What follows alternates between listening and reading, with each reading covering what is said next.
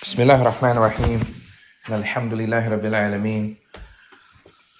Wa sallallahu wa sallama wa baraka ala nabiyyina Muhammadin wa ala alihi wa ashabihi ajma'in. So today, inshallah ta'ala, we continue with our monthly sisters class, bi'idhnillahi ta'ala, on the book of Woman's Guide to Raising a Family. On the book of Woman's Guide to Raising a Family. And last class, or the last time we read from this book, we left off on page 14. I believe we left off on page 14. And before beginning with page 14, we'll do a little review. I'm going to discuss the things that we discussed, or review the things that we discussed last class. And I placed them in a point-by-point fashion, so if a person missed last class, perhaps they can catch up by simply jotting down these main points and then going back and reading word for word if they desire to do so. So last week we discussed, or last class we discussed, or last time we read from this book, we discussed the topic, what is the ruling on the woman leaving the home? What is the ruling on the woman leaving the home? No doubt there were some details about that. So point number one, as it relates to that, is that we mentioned it's not absolutely forbidden for a woman to leave the home. Right? We highlighted that it's not absolutely forbidden for a woman to leave the home. And she may leave the home. But one of the things that we highlighted that needs to be understood, and this is the point that really needs to be understood, is that the woman leaving the home is an exception and is not the rule. Is an exception and is not the rule. Or we can say it's an exception and is not the norm. It's not the norm. It's not the norm for a woman to be out of the house all of the time. That's not the norm. But we say it's permissible for a woman to go out. It's permissible for a woman to go out, but that's connected to necessity and need.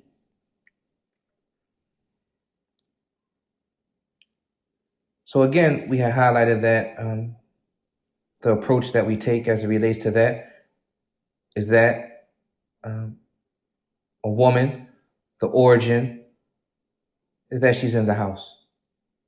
And if she needs to go out, then it's permissible for her to go out.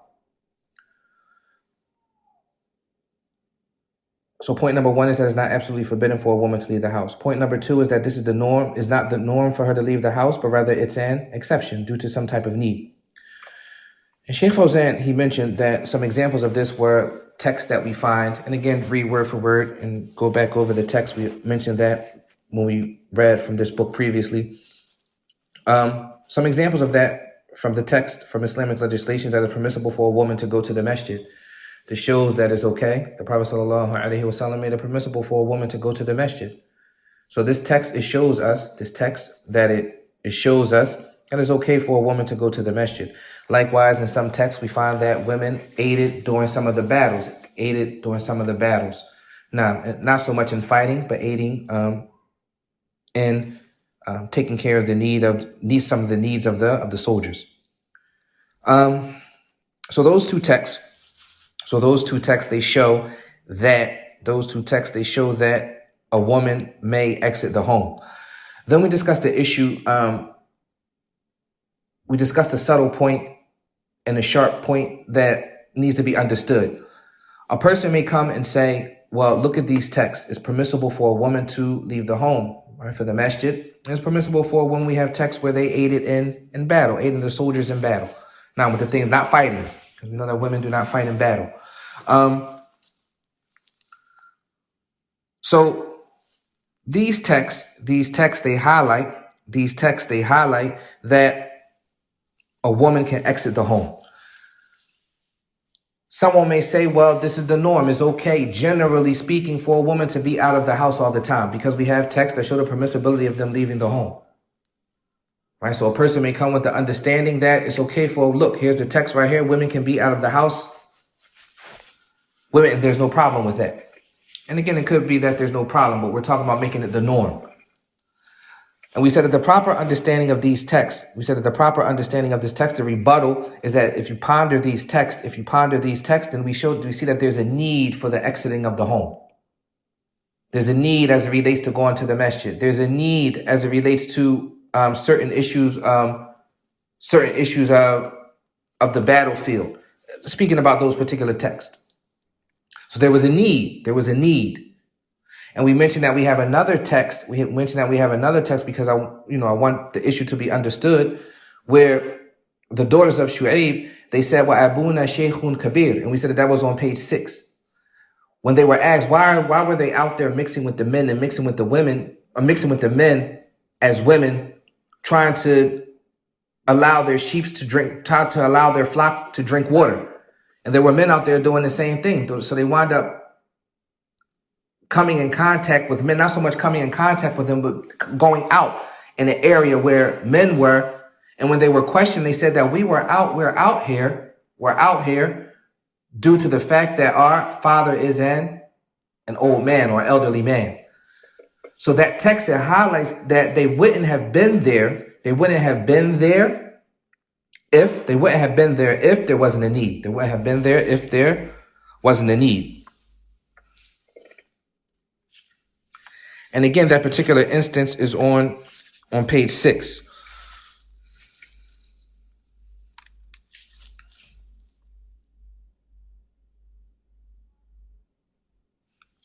No. And even in that particular instance, we learn another subtle point, whereas though they stayed back and they refrained, they didn't mix and mingle. They stayed back and they didn't allow their sheep to drink water with the other shepherds. They were there. They remained back. And that's what caused the question to be asked. Why are you here? Because they were remaining back and they were shy and they didn't want to push forward. So they didn't mix and mingle. But the point being is that they were out there. They were out there due to a need. Now, in that particular text, and really want to understand this issue. That particular text is that's the asl. That's the foundation. That's the origin. The origin is that if a woman can stay in the house, she does so. And she goes out if there's a need.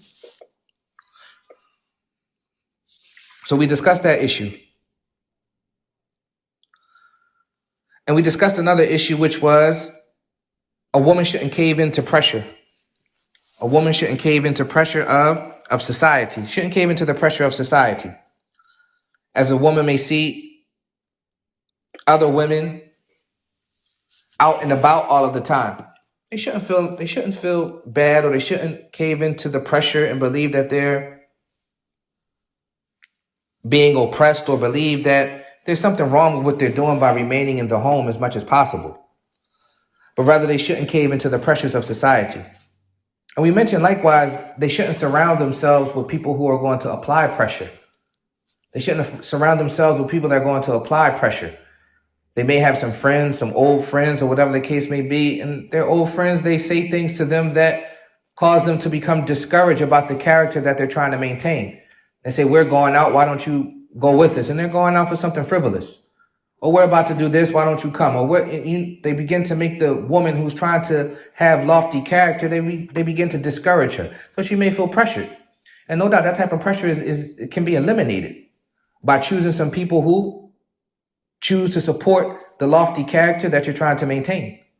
So as it relates to staying in the house and trying to uphold lofty character, then a woman should surround herself with people who are going to help her with that. Now, likewise, we talked about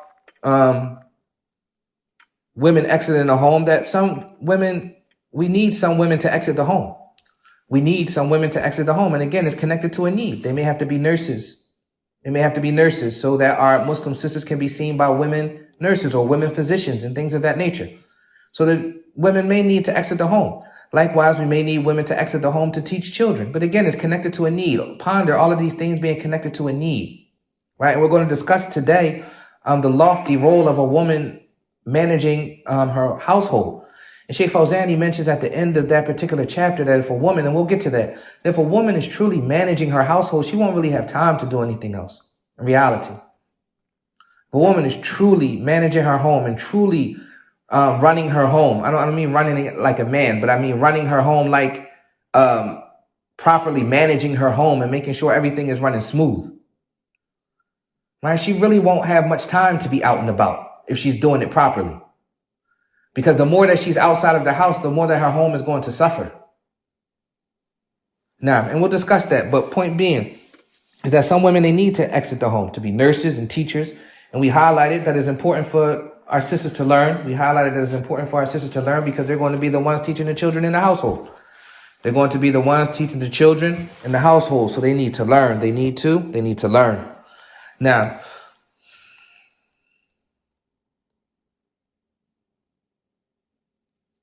and likewise, we mentioned the verse by Abuna Shaykhun Kabir. And our father is an elderly man. So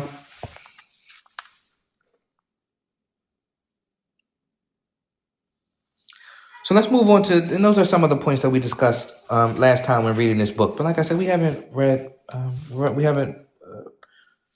gone too far in this book yet. So a person has to only read 13 pages and they'll be right up to speed. They'll be right up to speed. So today we pick up on page 14. And Sheikh Fawzani mentions at any rate, there are established evidences that affirm that some women went out and participated by treating the injured and giving them water. This is the issue that we were discussing. At any rate, there are established evidences that affirm that some of the women went out and participated by treating the injured and giving them water. Now, I'm talking about when the Muslims, they had battles, the women were there, treating the injured and giving them water. And Sheikh Fawzani highlights again, right? However, these are a limited number of incidents for which there was a reason. That should be underlined. For which there was a reason. There's a reason to be out of the house. And last class we discussed and we said that, before a woman walks out of the door, she should examine herself. She should say, why am I walking out the door? All right, she should stop at the door and ponder, or before she even gets to the door, why am I leaving out of the house? Right? And if it's a need, then go forth. And if she's going out to do something frivolous, right? Going out to do something frivolous, and we're saying frivolous, right?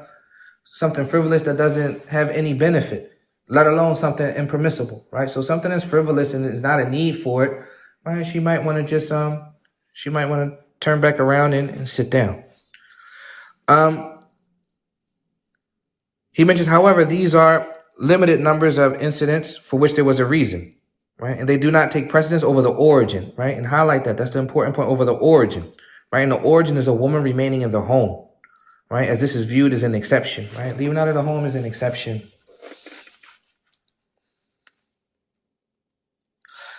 Right? He mentions, thus, it is imperative that the difference between the woman working outside the home being deemed the norm and it being considered an exception be clear. And that's important again. We need to highlight there's a difference between something being the norm and something being an exception. We don't want the norm to be that a woman is out of the house. No. And Sheikh Fawzan, he mentions in this next paragraph, he mentions, if it's considered as an exception for a specific situation, then it's not difficult for us to find solutions for the negative results anticipated from exiting the home. Right? But this is not the place to discuss this matter. Meaning, Sheikh Fawzan is saying, if it's an exception that the woman leaves the home and some issues need to be remedied due to her leaving the home, right, in society or whatever the case may be, right, then it's easy to remedy an exception. Right? Some issues arise, some problems arise, right? What we're saying is it's easy to remedy an exception, right? Something that doesn't happen too much. It's easy to find a remedy for it. That's what he's discussing right now, right? But he mentions, however, if the woman being outside, right, outside is considered to be the norm, right, if it becomes the norm, as is held by some westernized individuals who believe that the woman is ruined if she works in the home, and that this is perilous of half of the society. Meaning that it's two scenarios, that the society takes the woman leaving the home as an exception, or a society takes the woman leaving the home as the norm. And that's what we see in our society. A woman being outside of the house is the norm. Right? We mentioned that if it's an exception, she's out every once in a while, right? We can remedy some of the problems that might occur from that. But if it becomes the norm, then it spirals out of control. That's what's being discussed right here. When a woman being outside of the house becomes the norm, then issues arise that none of us are oblivious of. We know the issues that arise in our society due to the fact of the woman being out of the house all of the time because it become the norm. And some people believe that it's crippling the society if a woman is in the home because women make up a part of the population. So some people say that a woman being at home is crippling half of the society. It's crippling half of the society, crippling half of the productivity of the society, meaning that these women, perhaps they could be doing something out in society. Right? And we'll discuss that particular issue. So that's their rationale. That her being in the house is paralyzing society. But we live in a society where women are outside of the house being the norm. And we understand as Muslims, the perils, the moral perils that come from that. From mixing and mingling.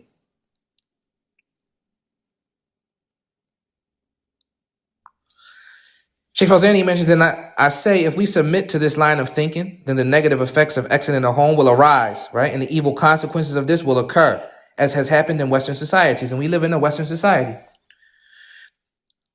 This will result in the ills of free mixing. And the ills of free mixing are well known, right? And the ills of the home lacking the mother, right? That needs to be highlighted, right? And the ills of the home lacking the mother. Because no doubt the children, they need their mom.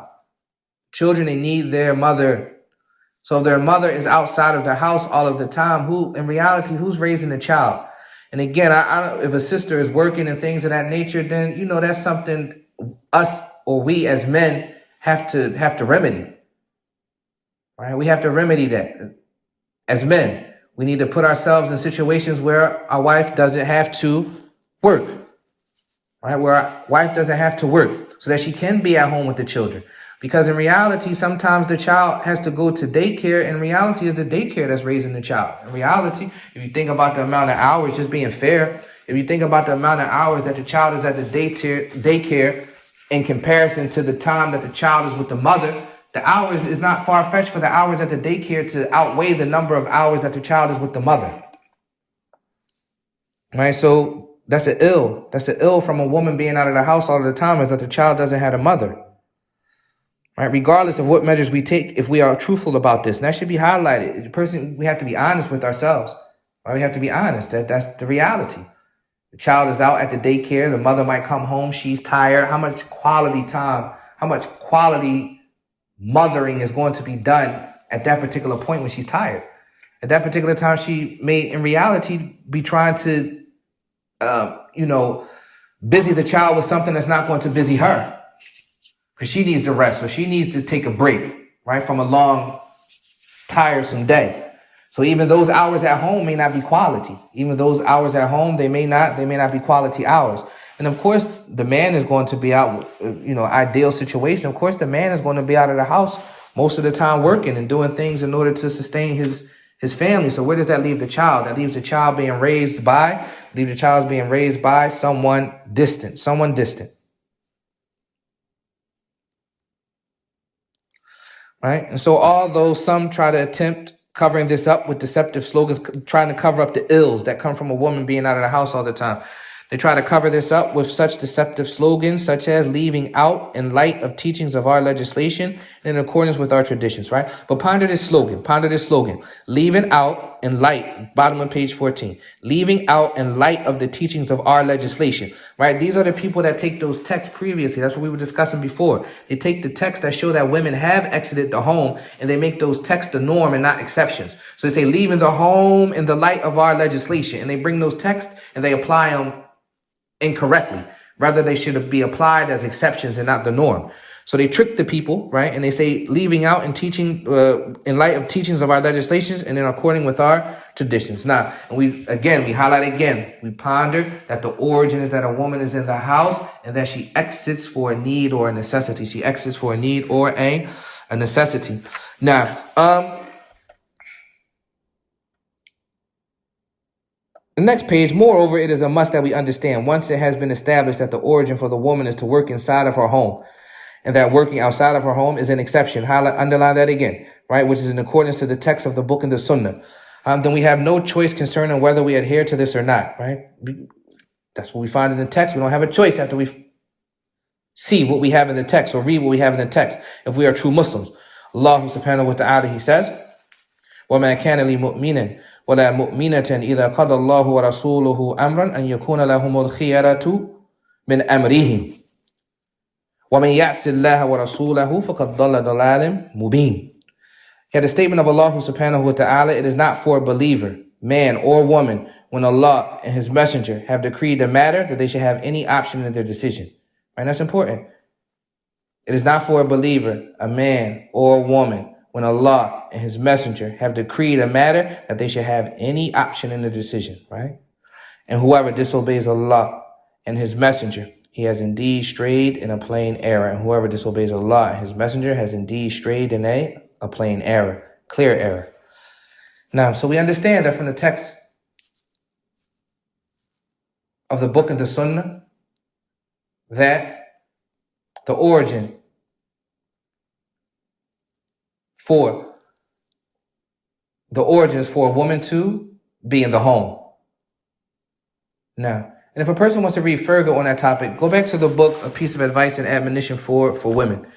And I believe there's a chapter in that book, A Piece of Advice and Admonition for Women. I believe there's a chapter in that book that mentions the many proofs and evidences that highlight that a woman should be in the home.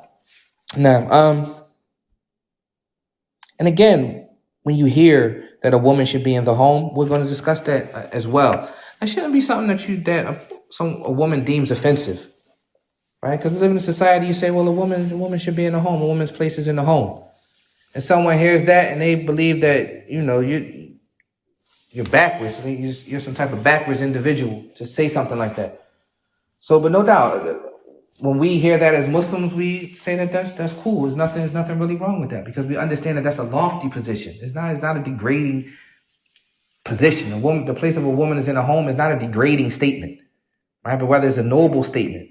And if a woman is doing her job properly, she'll see the fruits of it. She'll see the fruits of well-mannered children, educated children, a happy husband, right? She'll see the fruits of it, and it'll be fulfilling. And it'll be fulfilling. You were to ponder, what's more fulfilling?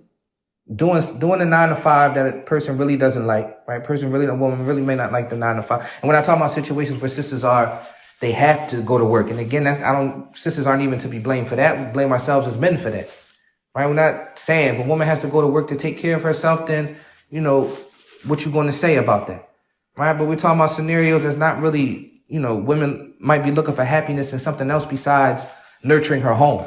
So you said, what's more fulfilling? What's more fulfilling? Spending the day outside doing something that you really don't want to do, or seeing your child grow up with good manners, right? Or seeing your husband pleased, or seeing your daughter adhering to modesty, right? You see those things and it's pleasure to the eyes. It's pleasure to the eyes, and it's fulfilling, and it's gratifying, and it's worship, right? And no doubt, a woman that still has her natural disposition, she understands exactly what's being said right now. So Shaykh Fawzani mentions, even though this verse was revealed concerning a specific incident, the meaning is general. The meaning is general. Additionally, it came after the verses which command the wives of the Prophet ﷺ to remain in their home. That's when this verse came. And Allah has clarified that abandoning His legislation and shunning it is an inevitable reason without a doubt for misery. Put a star next to that, right? A person may say, why am I miserable? Why am I so sad? Why am I miserable, right? No doubt that's from abandoning the legislation of Allah subhanahu wa ta'ala.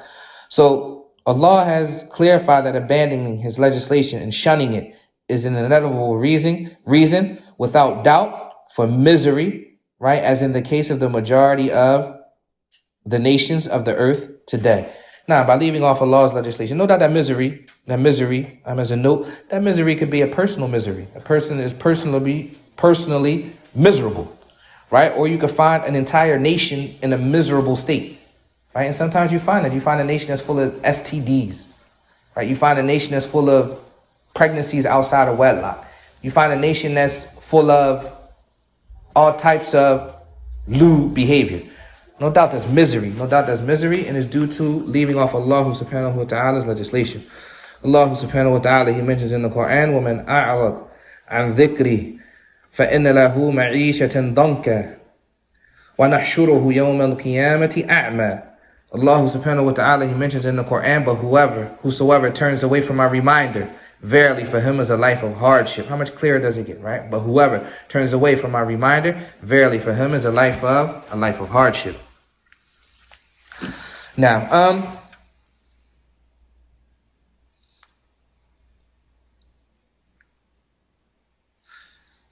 we'll finish with this last point.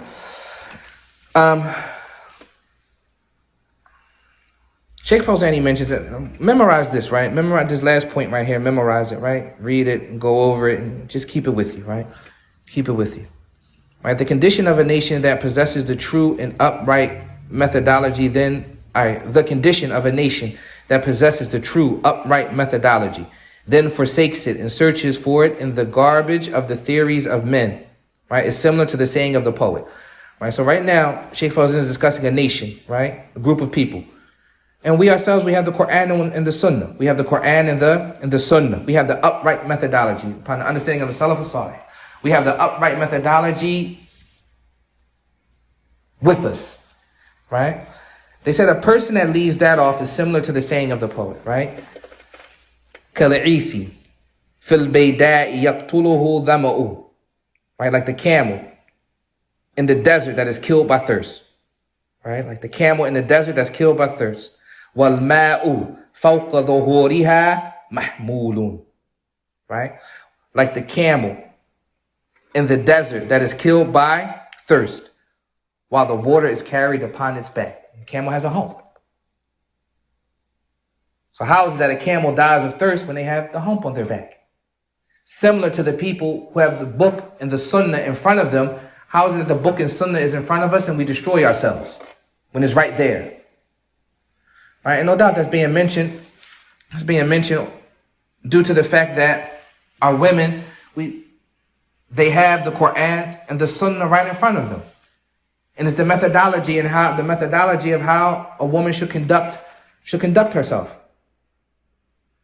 So a woman shouldn't throw herself into peril, chasing after, Sheikh Fawzan mentions right here, the garbage of the theories of men, meaning mankind. And no doubt that happens, especially in this era. There's so much garbage floating around and people are looking for happiness in that garbage. Wherever it may be, whether it's on the internet, whether it's on social media, whether it's just people that are talking and when they say something, it doesn't have any basis or foundation in the Quran and Sunnah, and people look for happiness in that garbage. And in reality, the happiness is found in the book of Allah subhanahu wa ta'ala and the Sunnah of the Messenger of Allah sallallahu alayhi wa sallam. Now, inshallah ta'ala, we'll stop there, pick back up next month bi'idhnillahi ta'ala on the next chapter. Insha'Allah ta'ala. هذا وصلى الله وسلم وبارك على نبينا محمد وعلى آله وصحبه وسلم.